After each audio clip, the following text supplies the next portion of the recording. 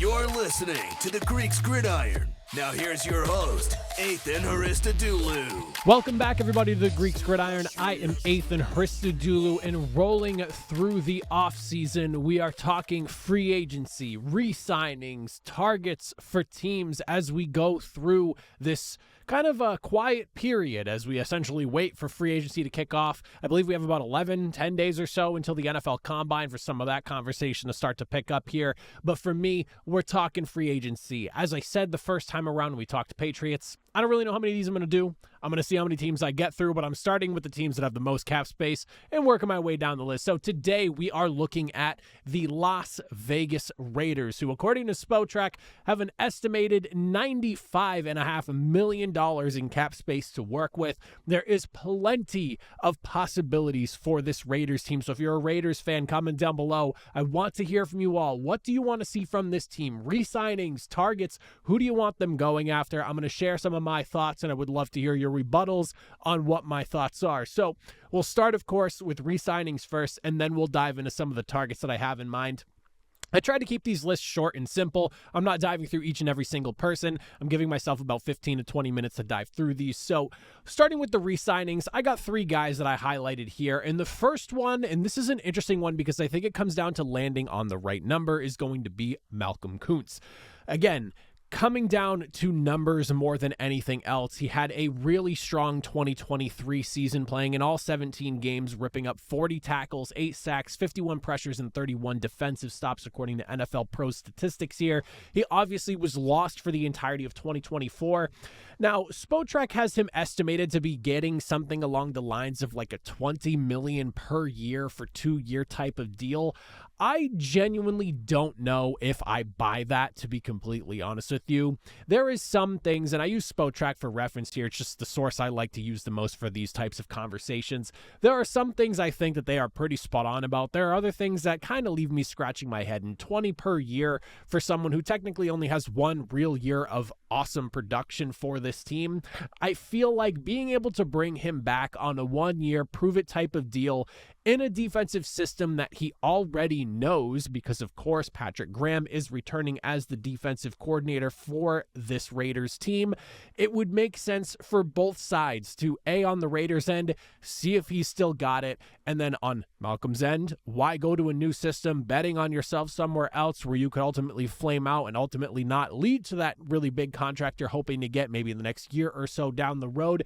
It just feels like one of those signings that on both sides, for the right number, a 1-year deal, whether it works out for the Raiders or for Kuntz in the long run, makes a lot of sense to me.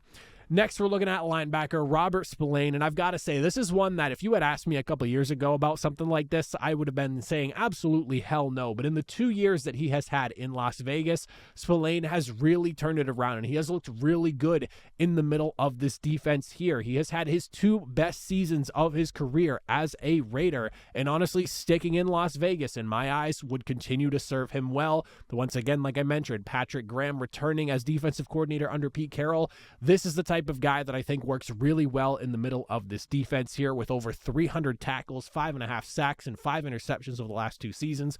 This is someone that, because he's had really good success in this system, but things were not necessarily working out for him prior to getting into Las Vegas, he's not going to command an absurd amount of money. Spotrac has him listed for about $10 million per year for 2 years, and something along those lines makes a lot of sense to me, especially at his age. Not the youngest in the room, but also not the oldest as well. This one is like a very meet-in-the-middle type of contract, one that works for both sides, where Spillane can continue to make some really good money in a state where, you know, you're not getting taxed a whole ton, and on top of that, you're coming home with a lot of that dough, but plus being in a system where he has clearly thrived and found his footing in. Again, another one of those signings that, in my eyes, makes a ton of sense for both sides here. And then the third guy on my list here is going to be safety Trayvon Moehrig. For me, this one is just all about utility, and I love when you get a defensive back, especially out of the safety position, that you can just play in so many different places, and he can be an impact playmaker for you. Versatility is key, especially when you're talking about the backside of your defense here. He's played more in the box and in the slot this past season than any year prior, and it's honestly served him pretty well. You can maybe point to some of the numbers, just statistically speaking, when in coverage, numbers dipping down and maybe going in the wrong direction, but again, he's been moving around more and more as each season has gone by. And sure, higher passer rating allowed this past season, one less interception, one more passing touchdown credited for against him than he was in 2023. But overall, this is someone that, again, you can line up in the box. He's even played nearly 200 snaps at slot this past season, or you drop him back into that free safety position here. He can do a ton of different things for you. He just had career highs in both tackles and defensive stops as well. And the big thing to go atop of versatility and also just some really good numbers when he's playing inside the box is availability. Somebody who is always there and lining up for you on Sundays, and that is the definition of Trayvon Moehrig, who has only missed 2 games over the last 4 seasons, playing well over 4,000 snaps for this Las Vegas Raiders defense, It would make a ton of sense in my eyes to bring not only Moehrig back, but the other 2 guys mentioned as well. But those are some of my key re-signings that I have for this Raiders team. Now, switching gears and focusing on the free agent targets, the fun conversations that we can have about who these teams need to go after. You obviously saw one of the players I have listed I'm going to discuss in the thumbnail of this video here, but I do have 3 guys altogether to talk about, and we'll get to the guy in the thumbnail in a second. But firstly, cornerback Byron Murphy. Now, Spotrac is estimating that he's going to get something in the ballpark of about $22 million per year for a 4-year deal. So you're looking at about like 88 to nearly 90 million or so over the totality of this contract. There's a possibility that this number even gets a little bit higher than that, because when you look at a guy like him, who over the last couple of seasons has been his 2 best career seasons in my eyes, and statistically speaking, finishing 2024 with 6 interceptions, which is a career high for him, and 9 over these last 2 seasons, which in my eyes, again, have been some of the best of his career in what is a very aggressive defense over in Minnesota under the tutelage of Brian Flores and what they're doing over there. Bringing in Byron Murphy is about bringing in a guy that has a ball hawking mentality, who's not afraid to be aggressive and get after the football and create some big plays and put your offense in a position to score. And I think that this is definitely worth highlighting when you're talking about the Raiders, because if you look at them last season, just barely crossing the double-digit threshold with 10 interceptions on the year. Byron Murphy, again, 6 on the season just by himself last year. That's more than half the total interceptions that this Raiders defense as a whole put together. Byron Murphy is a guy that the Vikings, unfortunately, do have some money in cap space to work with. They could put you in a situation where you're really bidding for his services, but this is one of those, does he even make it to free agency? And in my eyes, after the season he just had and at the age that he is currently at, this is someone where his services are going to be welcomed with open arms, and there are teams that are going to be more than willing to pay him top dollar. So I do think there is a really good chance Byron Murphy hits the free agent market, because he wants to see just exactly what he can make. He's going to get a really big deal. And if there was any team that I could peg with the spending power and ability to bring in a guy with the amount of money it's going to take and the talent that he brings to the table, the Raiders are that team that could absolutely welcome him in, and it would only bolster what has been a really good defense when everyone's healthy and they're not falling apart the way they might have been towards the back end of last season. So let me see a Byron Murphy over in Las Vegas. I think this is a really good fit for the defensive backfield. The next person we'll discuss, of course, the guy that you saw in the thumbnail. Why do I have a 30-year-old running back, Aaron Jones, as someone pegged for the Las Vegas Raiders? Now, I understand that bringing in a 30-year-old running back might not necessarily be the most attractive idea, but Aaron Jones is not your ordinary 30-year-old running back. He is somebody who, in my eyes, is a step above. He might not be the most elite of the elite running backs in the NFL, and he may even have some tread on his tires, but this is somebody who, again, we talked about this with Moehrig earlier, versatility. This is a guy who brings dynamic playmaking out of the backfield, and that is something that this Las Vegas Raiders team sorely missed during the 2024 season. If I'm the Las Vegas Raiders and I am the one working in that general manager room and deciding what's happening with this roster, I am pretty much blowing out the running back room altogether. I'm not happy with what we got out of it last year, and there's nothing that you could really say that changes my mind in that opinion. I am all set with just kind of hitting the reset button on the running back room. And you bring in somebody who last season had 1,100 rushing yards and 400 yards on top of that as a receiver, totaling over 1,500 total yards from scrimmage. This is going to be a short-term deal, and I say that because even Spotrac themselves, this is one of those that does kind of make sense to me type of numbers that they're seeing. About $5.5 million for a one-year deal. You could even maybe sweeten it just to make sure you can really lure him out of Minnesota. Another guy we're stealing from Minnesota here, but a guy that, again, you can lure him out of Minnesota, maybe give him a 2-year deal where getting out on the second year doesn't really hurt you in any type of way. Maybe you give him just a few extra dollars to really sweeten the pie and get him on in here. But this is someone who brings versatility out of the backfield, short-term type of guy to just kind of help bridge you into finding your true running back one, which in my eyes is somebody that you can target in the draft. They say that running backs are a dime a dozen when it comes to NFL running backs these days. I do think there's a category of guys that you just quite certainly can't replace. Aaron Jones at his age is one of those guys where you could find a beautiful complementary piece in this year's draft. Or if the Raiders want to really swing to the fences and maybe go after like an Ashton Janty in this year's draft class, I love the idea of that to really bring some explosiveness out of the backfield. I'm not necessarily sold on the quarterbacks in this year's draft, and we'll kind of talk about that in a second too.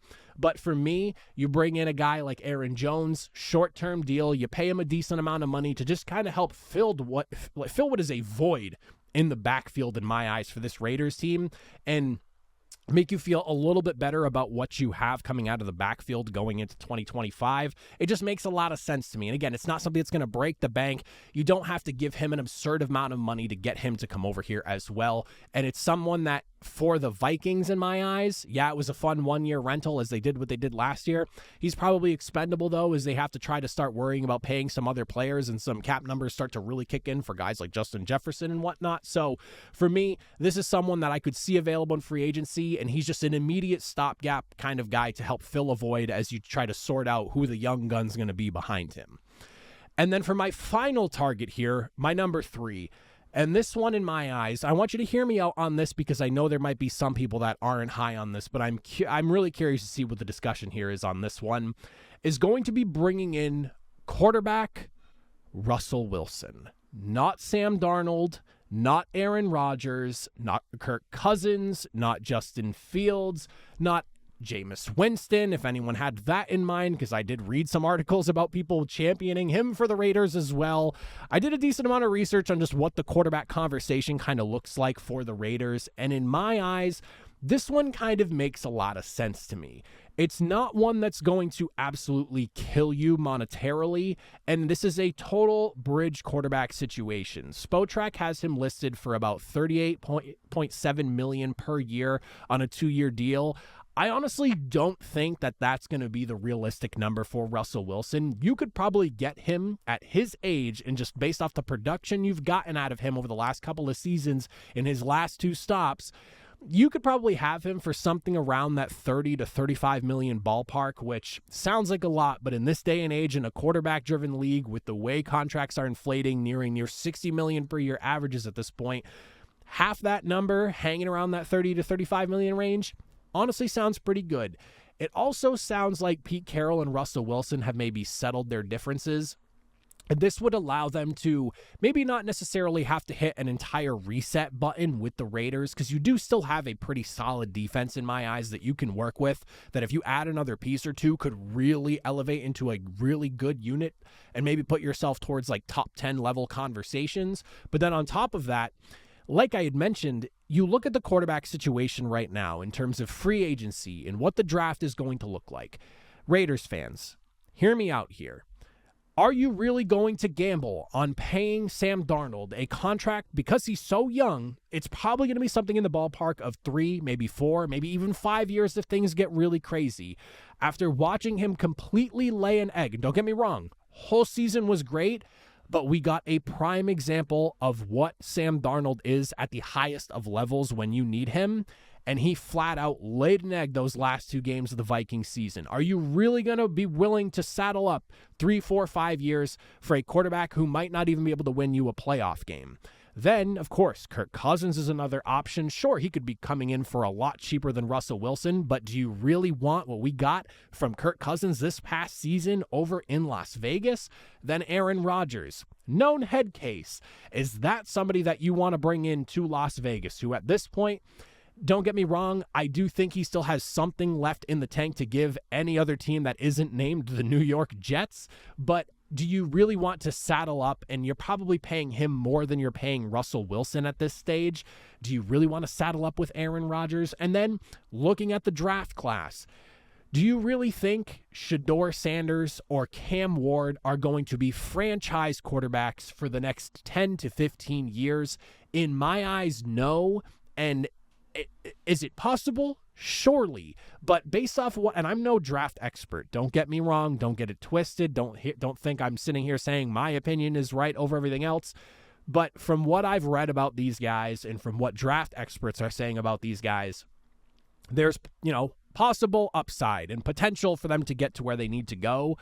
But one is a really raw talent with great physical size. The other one's Shedeur Sanders, who doesn't have quite the upside you want for like a true franchise-level quarterback. You have a great security blanket wide receiver in Jacoby Myers, who just went for 1,000 yards this past season. You have a phenomenal up-and-coming tight end in Brock Bowers that you can work with as well. In this scenario here, we're also bringing in Aaron Jones out of the backfield. You have an offensive line in my eyes that, if healthy, can actually maybe take an even better step in the right direction with a quarterback like Russell Wilson under center as well and some improvement out of the backfield. This is a team that if you bring in someone like Russell, who's going to know what Pete Carroll wants to run offensively and do offensively, having worked with him for so much time, makes a ton of sense in my eyes. And again, it's one of those 2-year deals at most that allows you to bridge into whoever the project quarterback is that you bring in, because in my eyes, don't waste that 7th pick on Shedeur Sanders or Cam Ward. Go get a legitimate blue chip piece that is going to be on this team for the next 10 years that I do think you'll have some really good success with, that you can find at that 7th overall pick. And we'll talk about that later on when we get to draft discussion.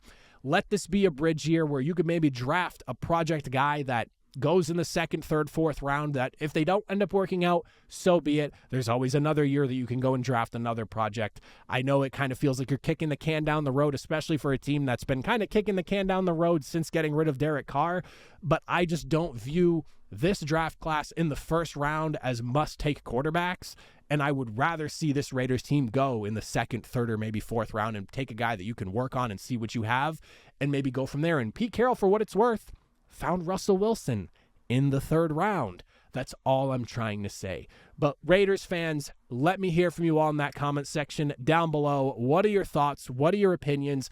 What would you like to see from this Raiders team in this year's free agency period? I would love to discuss with you all. But as always, if you made it to the end, I greatly appreciate it. And I will see you all next time. Have a good one.